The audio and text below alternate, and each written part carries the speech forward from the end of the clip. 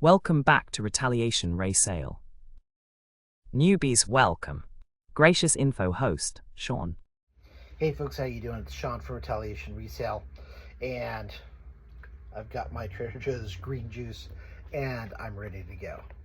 I'm a gardener by trade, so I like all the greens. Kale's good. Chard, that's good. Okra, love okra, and I'm not even from the South. All right. Hey everybody, thank you for watching. I appreciate it so much. I'm trying to grow the channel, so if you like the content, feel free to like, subscribe, leave a comment. It's always appreciated. We are going to talk about the week of August 2nd through the 8th, what sold. I'm also going to talk about what I'm going to list. I've sort of figured out that most of you aren't necessarily as interested in what I sold, but more cool stuff that I found. And I've got some interesting stuff that I want to talk about. So before I get started in that, I'm just going to go over a few things.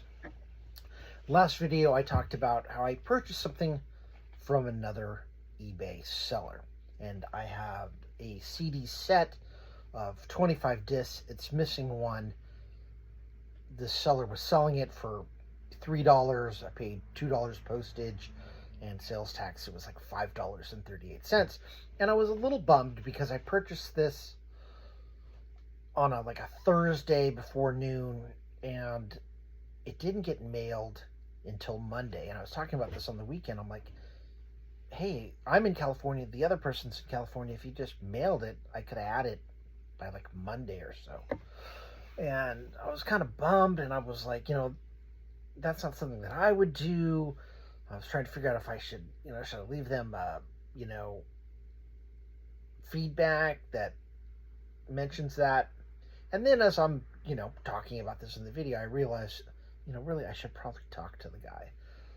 I'm always telling my friends, hey, well, okay, you have an issue with that, but did you talk to the person about it? Do they know how you feel? And the answer is invariably always no. And I'm like, well, okay. How do you think you're going to resolve the situation if they don't know? Maybe we should talk to the person. And I think generally that's a big problem in the world today, is we just don't talk to each other. And you can be civil. You can be nice. You can tell people how you feel or what you believe. They don't have to believe the same thing. That's fine.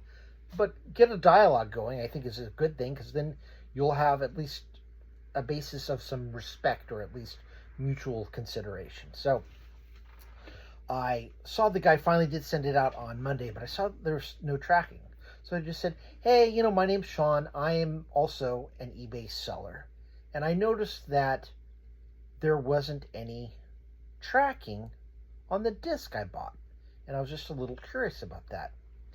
And he wrote back a great response. He's like, hey, and he introduced himself. He's like, I've been selling for 14 years, and eBay keeps taking more and more fees. So what you can do is, you can send a disc without the jewel case. You put it in the sleeve, which is what was pictured, and you can put it in between a couple of pieces of thin cardboard and mail it, and you don't have to worry about tracking. And he goes, if you have any questions, feel free to ask. Feel free to let me know. And I thought, wow, that was really nice. Okay, and I understood that about packing it, because you can send stuff first class mail, and it's very cheap. It's like less than $1, but it's got to be really thin. It can't be bulky. It's got to be like paper, because it has to be less than, I think, 3/4 of an ounce. Otherwise you have to send it a different classification. And I might be off on the weight, but I thought that was really nice. And I thought about it. I know other sellers that they have just like 2 days that they do their packages. Some people do the packages every day. Other people do like Monday. They'll take all the orders from the weekend, send them out on Monday, and then they'll do another one like Thursday, because they go to garage sales and stuff on Friday and Saturday. Those are two of the big days. So they'll go to garage sales on Friday and Saturday, and then Sunday they will start taking photos, and then they'll spend the rest of the week doing listings. They'll get their packages out on Monday, and then they'll start listing on like Tuesday, Wednesday, Thursday. So it sort of makes sense. And he was really friendly, and obviously I could tell he wasn't really trying to screw me over or whatever. So once I kind of sent him a message and got a response, I was like, oh, okay. And I felt much better, and realized I was just totally kind of overreacting about the whole thing. So I the packages actually has since gotten to the post office. I've seen that there's mail for me there. I just haven't been there for a couple of days because it's been crazy busy. I have a couple of new sources for books, and I've just been running around, dropping off books, picking up books. So I will get to that, and I'll show you this CD in a future video. I get into what I listed and what sold. I want to talk a little bit about feedback, because I mentioned about this other Facebook seller. I was wondering about feedback and what I should do. You always want to leave feedback. Feedback is great because you want to give feedback, you want to receive feedback. So, and I've never had a problem with an eBay buyer. I've never had anybody really try and scam me or anything. I had one guy that bought something and he said, hey, eBay has my incorrect address, and can you send it to this other address, which was nearby to where the person was at. But I said, no, I'm sorry, I can't do that, because if I don't send it to the address of record, I don't have any recourse if your item doesn't get there. And I said, what I can do is I can cancel the order on your request. It'll relist, and then you can buy it and put in your new address. And he's like, oh, that's fine. And that's what I did, and that was okay. But you want to do that. You don't want to, send it to an opposite address. Sorry, the cats are running around. I got one that just kind of crept up on me, and they do that. Cats are silent, unless they want you to know they're there. So I like to leave feedback, because I like to get feedback. And the more feedback you get, people read it and go, oh, okay, this is a good seller. And all my feedback is positive. So I'm really, really proud of that. You want to give feedback for two reasons. One, hopefully it's reciprocal. You give somebody a good review, and they give you a good review if, they were a good buyer. And the second reason you want to leave feedback is you want to leave feedback for other sellers, because other sellers can see the feedback that you've given, and they can decide whether that's a customer that they want to do business with. If somebody makes me an offer on an item, I can click on their ID and I can read their feedback. I can read what other sellers have said about them. And if they say, oh, this is a great customer, smooth transaction, no problems, then I feel better. But sometimes you have a high-priced item and the other person has no feedback whatsoever, and that's a red flag for a lot of sellers. If they have a $300-$400 item, they won't sell it to a new seller if they're making an offer, because they just figured maybe this is a scam. Why hasn't this person purchased items before? And that's a red flag, and that's something that they don't want to do. So let me give you an example of the two types of feedback that I will leave. If the purchaser is somebody that just, I get a notification, hey, somebody bought your item, send it out, that's the best customer. That's the kind of customer that I want. And there's four things that I generally will say.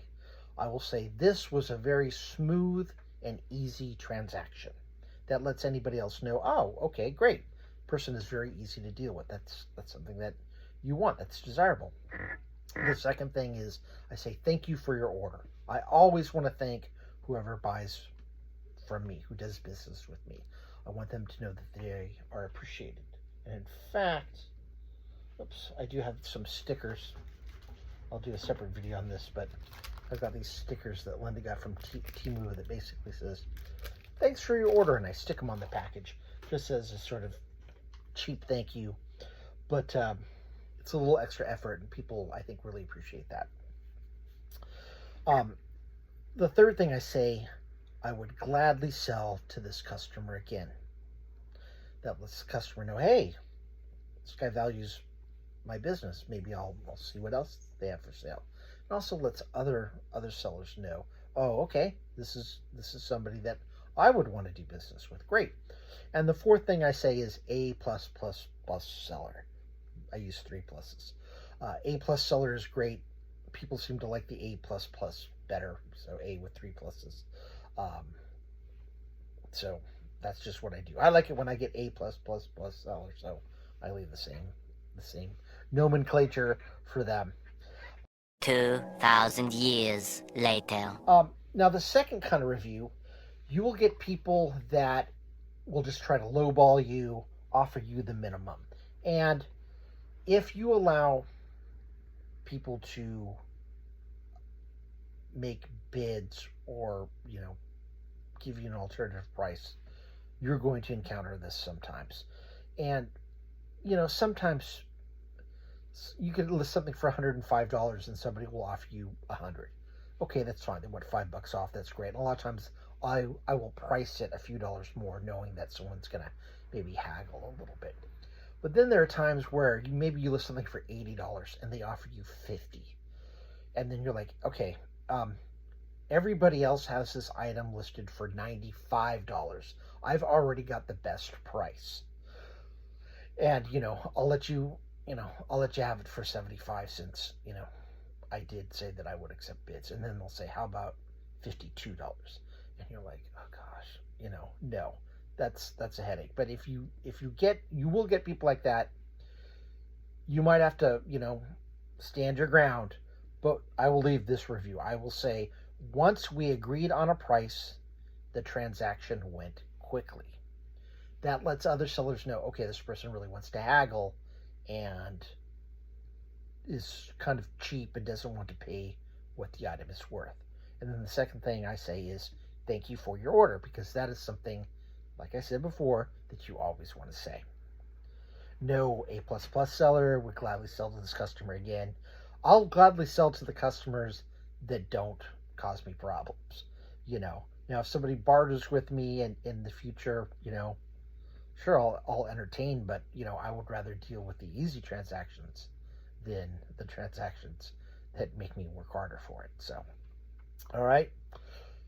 So those are the two types of feedback that you're going to get.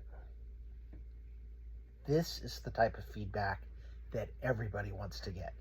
And I'm going to read this. I have permission. It's off the Selling on eBay Tips forum off of Facebook. This was provided by Nikki Fay. I asked if I could post this on a video. Nikki said yes. So this is feedback that Nikki got. The package showed up like a punctual hitman. No delays, no loose ends, just clean execution. Whoever packed it had the hands of a professional, tight, secure, like they knew the stakes. The item itself, a dead ringer for the description. No surprises, no double cross. This seller plays it straight, no funny business. If I ever need another deal done right, I know where to find him. Okay? And a bunch of people said, oh, that was AI generated. It doesn't matter, man. Whoever left this was creative about it, and I love that. I was an English major when I went to college, but that was 35 years ago, 40 years ago. This is fun. I love fun people, and this is great. I wish more people left feedback like this. It's a lot of fun. So I want to thank Nikki for allowing me to read this. Okay. That's the feedback that you want. Okay, one more sip of... Oh, thank you so much.